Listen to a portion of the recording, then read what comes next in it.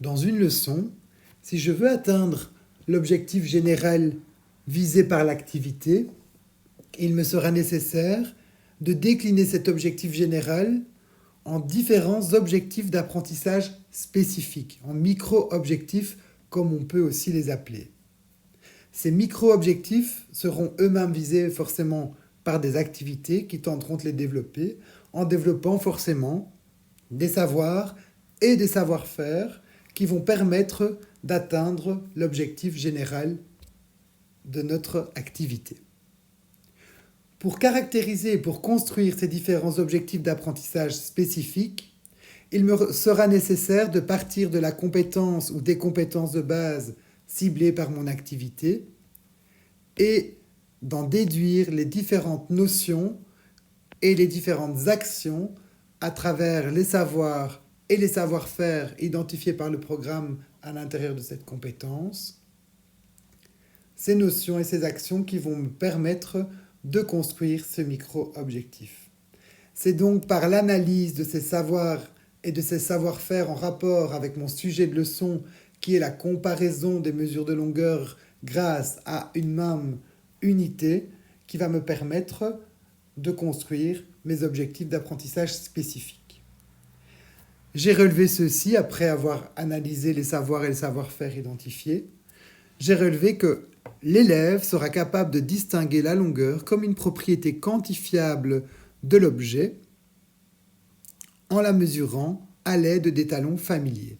Et donc je suis venu ici caractériser mon savoir-faire qui est identifié par le programme en objectif d'apprentissage spécifique, en micro-objectif qui va me permettre justement d'atteindre l'objectif général. Si je devais décliner l'objectif général en micro-objectif, c'est de cette manière-là que je le ferais si je devais construire ma leçon. Mais c'est exactement aussi les différentes actions qui ont été réalisées à travers la vidéo. Nous avons relevé aussi que l'élève sera capable de comparer différentes longueurs données en juxtaposant des étalons familiers pour en définir le mesurage.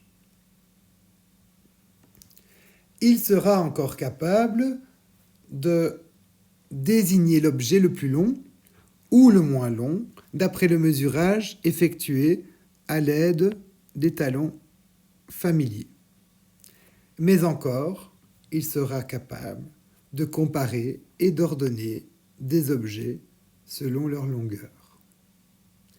Ce qui va être intéressant, c'est de décliner l'objectif général en plusieurs micro-objectifs, en plusieurs objectifs d'apprentissage spécifiques, en balayant l'ensemble des compétences qui sont ciblées par notre activité de départ.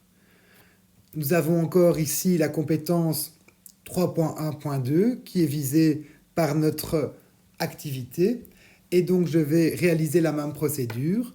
Je vais aller identifier dans les savoirs et les savoir-faire les différentes notions et les différentes actions qui vont m'aider à construire les objectifs d'apprentissage spécifiques.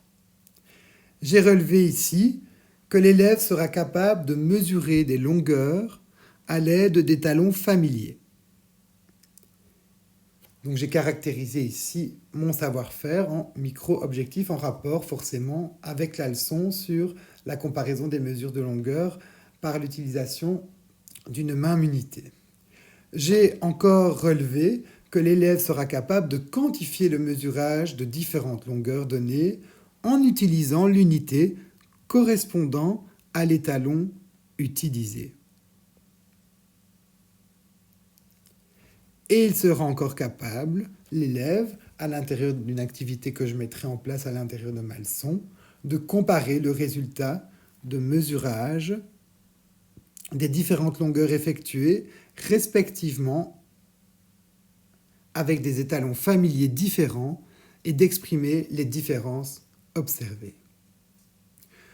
Maintenant que j'ai construit les différents micro-objectifs qui viendront morceler ma leçon de départ et qui permettra de développer des activités qui fera en sorte d'atteindre ces micro-objectifs, je vais pouvoir venir les inscrire à l'intérieur de ma leçon sous forme de buts, d'activités à atteindre, de micro-objectifs à atteindre pour atteindre l'objectif général que je m'étais fixé, c'est-à-dire à la fin de la séquence pédagogique, l'élève sera capable de comparer, d'ordonner différents objets selon leur longueur en conservant cette grandeur en concevant cette grandeur comme une propriété de l'objet, la reconnaître et la nommer. Il sera en outre capable d'effectuer le mesurage de différentes longueurs à l'aide des talons familiers proposés et d'en exprimer le résultat en utilisant l'unité adéquate.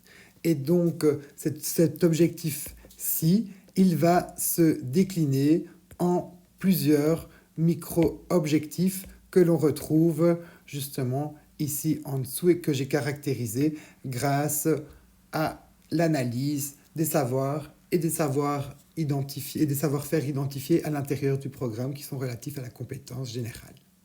Voilà, une fois que ces différents micro-objectifs sont définis, maintenant il reste à développer les activités qui nous permettront d'atteindre ces objectifs d'apprentissage spécifiques, ces micro-objectifs. Et voilà!